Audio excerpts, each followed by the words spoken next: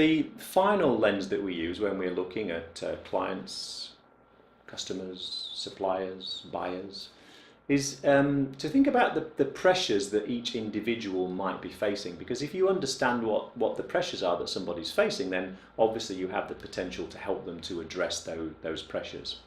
And we loosely put these into three categories. We think about internal pressures, external pressures, and social pressures. So I guess examples of these might be for internal pressures. It could be around how that person is perceived within an organization. It could be about how their department or their function equally is perceived within the organization. It could be about budget and how they feel they're able to spend the budget. So there could be a number of pressures on them internally.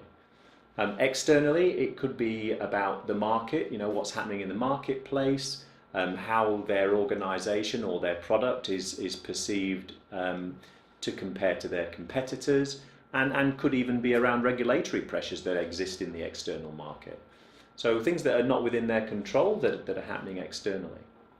And then the final area, social pressures, is thinking about things on a social level. Is this person feeling any kind of pressure? Do they get any pressure, say, from their family for not spending enough time at home, as many people do, because they want to be at home with their children perhaps more than they're able to be? So what are things that are happening in a social environment that we might need to be aware of?